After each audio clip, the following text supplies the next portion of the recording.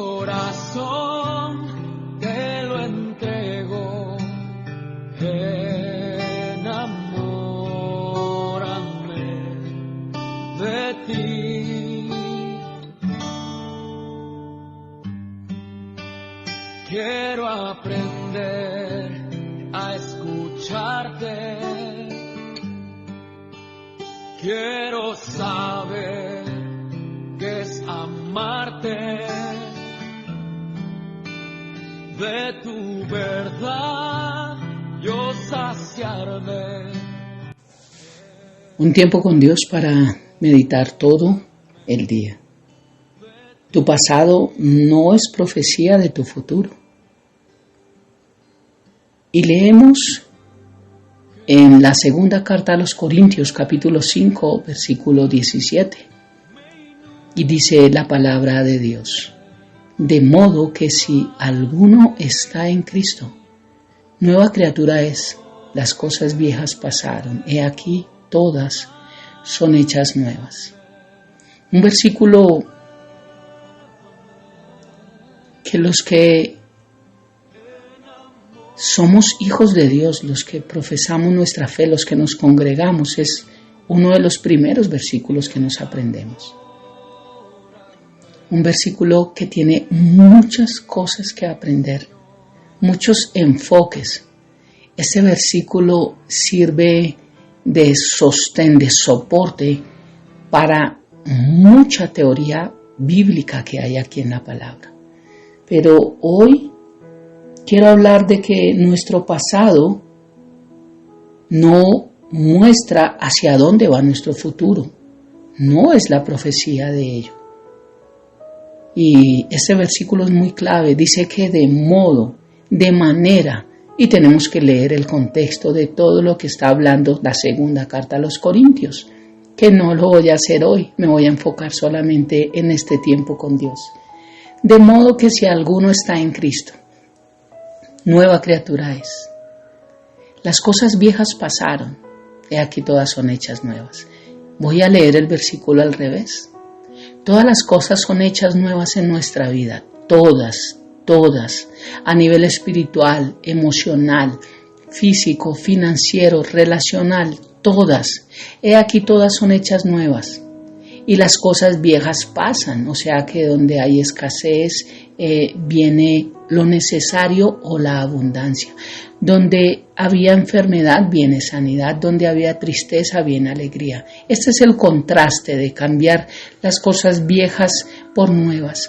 No son cosas como nosotros hacemos, que las lijamos, les echamos masilla y las pintamos para que parezcan nuevas. No, Dios no está diciendo que estructura, que pinta, que Él dice que las hace nuevas. Y las cosas viejas pasaron. Es equipar todo por algo que realmente nos sirva. Y dice que somos nuevas criaturas. Todas las cosas son hechas nuevas, cambiadas por las viejas, porque somos nuevas criaturas. Pero hay una condición. De modo que si estás en Cristo. Muchos creemos que llegar a Cristo ya cambió todo. Pero cuando llegamos a Cristo, lo aceptamos como Señor y Salvador, obtenemos nuestra salvación, nuestro boleto, allí nuestro nombre inscrito en los cielos, que eso habla Apocalipsis. Dice que el que no se haya inscrito será enviado al lago de fuego y azufre. Es decir, que cuando aceptamos a Cristo, nuestro nombre es allí, está allí plasmado, con nombre y apellido. Pero desde ahí inicia una vida cristiana como hijo, anclado a una familia en la fe, para conocer quién es nuestro Padre Celestial y empezar a caminar conforme a su buena, agradable y perfecta voluntad. O sea que aquí no dice de modo que si alguno aceptó a Cristo, nueva criatura es, que es lo que muchos creen. De modo que si alguno se congrega, de modo que si alguno es bueno. No, de modo que si alguno está en Cristo, vivir en Él. Por eso Gálatas 2:20 dice, con Cristo estoy juntamente crucificado y ya no vivo yo, mas Cristo vive en mí. Esto quiere decir que si alguno está en Cristo, está muriendo como Cristo a diario. Llevar la cruz de Cristo, la cruz es señal de muerte, es morir a nuestra vida a diario. O sea que si yo estoy muriendo a lo que no me sirve, a lo que no me agrada, a lo que Dios detesta, estoy en Cristo y soy nueva criatura y las cosas viejas pasaron. Si no es mi conducta de morir, estar con Cristo juntamente crucificado, quiere decir que no estoy en Cristo. Y obviamente las cosas viejas no pasan. Siguen siendo viejas y solamente las estamos pintando con buenas obras para que parezcan bonitas, pero Dios no las pinta, Dios las cambia, como acabo de decir. Por eso tu pasado no es profecía de tu futuro. Quisiera quedarme más en este versículo, pero el tiempo se nos va. Y quiero poner el ejemplo nuevamente de Jonás. Capítulo 1 dice, vino palabra a Jehová a Jonás, hijo de Amitai, diciendo, levántate y ve a Nínive, aquella gran ciudad, y pregona contra ella, porque ha subido su maldad delante de mí. Y Jonás se levantó para huir de la presencia de Jehová a Tarsis. Y descendió a Jope y halló una nave que partía para Tarsis, y pagando su pasaje entró en ella para irse con ellos a Tarsis, lejos de la presencia de Jehová. Jonás fue una persona que empezó mal, que su pasado no arrancó bien, que el Señor le dice levántate y ve, y él se levanta es para ir al otro lado. Huye de la presencia a él, desciende, halla una nave y parte lejos de la presencia de Dios. Cuando Dios dice haz esto y no queremos. Empezó mal, Jonás empezó mal, porque la directriz que Dios le dio de que fuese a hablar a este pueblo, porque había gran pecado y él quería llevar un mensaje, él no lo quiso tomar. ¿Cuántas directrices Dios nos ha dado de que no hagamos, de que no digamos, de que no vayamos, de que no seamos? En el no. ¿Y cuántas Dios nos ha dicho hagamos, vayamos, seamos, digamos, formemos? En el sí. Porque hay promesas en el sí y en el amén, y nuestro sí tiene que ser sí, nuestro no tiene que ser no. No a todos se le dice que no, no a todos se le dice que sí. Porque hay a cosas que a conveniencia decimos no y a otras decimos sí. Entonces, Dios da directrices siempre. Y Jonás es un ejemplo de que su pasado no fue la profecía de su futuro, porque como comenzó Jonás, no fue como terminó. Jonás terminó obedeciendo a Dios a regañadientes, pero terminó obedeciendo a Dios, terminó cumpliendo su voluntad. Y miren qué importante es, en el tiempo de Pentecostés dice que Pedro, en sus 2 predicaciones, en una 3,000 se convirtieron. Y en otras 5,000 se convirtieron. Quiere decir que son 8,000 personas convertidas en 2 mensajes. El poder de Dios allí. Pero aquí en el antiguo pacto, aunque el Espíritu Santo no estaba dentro de Jonás, sino solamente sobre él, para empoderarlo para esta obra que Dios le había mandado hacer. Dice la palabra de Dios en el mismo Jonás capítulo 4, que fueron 120,000 personas las que se arrepintieron y fueron salvas. 120,000 personas.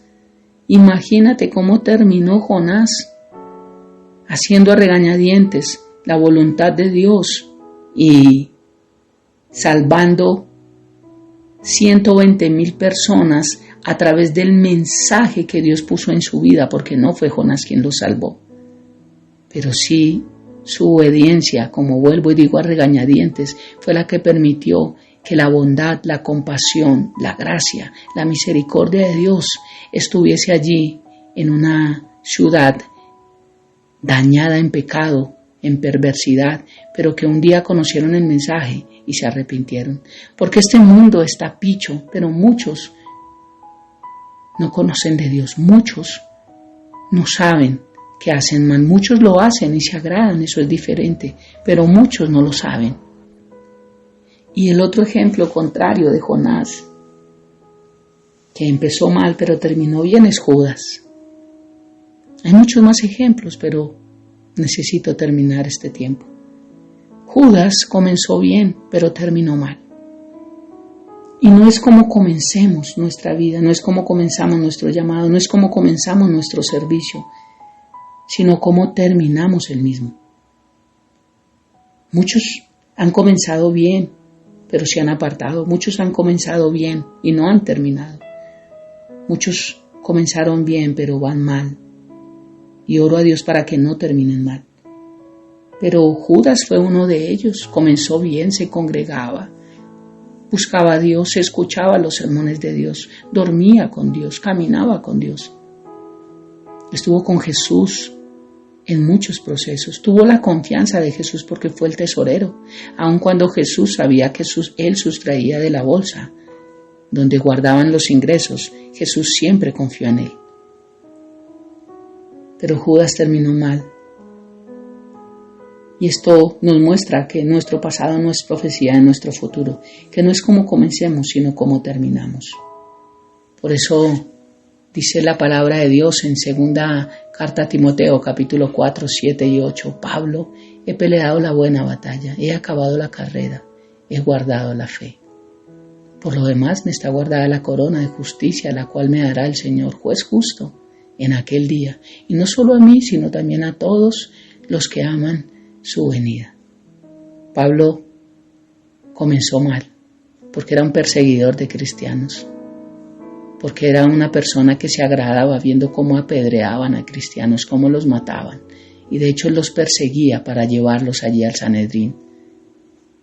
Pero terminó dando su vida también por la predicación de la palabra y por amar a Cristo. Empezó mal y terminó bien. Por eso tu pasado no es profecía de tu futuro. Tu pasado solo muestra errores y equivocaciones que Dios puede sanar y puede restaurar y puede cambiar y hacer nuevas en nuestras vidas. De modo que si estás en Cristo, nueva criatura eres.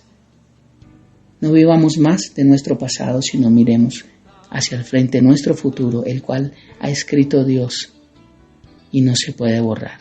Pero aun cuando Dios ya lo escribió, depende de nosotros continuar viviendo en él, porque recordemos, no es como comenzamos un día, sino como vamos a terminar. Oremos. Padre, gracias por esta mañana, gracias por este tiempo, gracias por tu palabra. Gracias porque es muy cierto, Dios, estar en Cristo es totalmente diferente.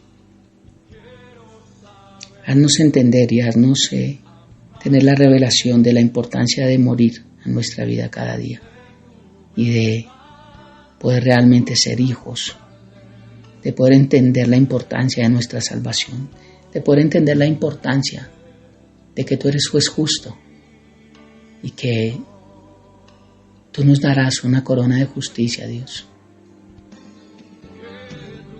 Que tú aún nos honrarás, Padre, porque eso dice tu palabra y es impresionante ver que un Dios perfecto honre personas tan imperfectas. Solo por obedecerte, Dios. Ayúdanos a hacerlo, porque aún tu Hijo dice tu palabra que aprendió obediencia. Ayúdanos a aprender y a ser obedientes. Te amamos, mi Rey. Te bendecimos. Y hoy sé, Dios, que mi pasado no tiene nada que ver con lo que yo veo en mi futuro, porque camino en ti y porque creo en ti. Te amo y te bendigo, Dios, y dejo este día en tu presencia, en el nombre de Jesús. Y bajo tu poder, Espíritu Santo. Amén y amén. Un bendecido día para todos.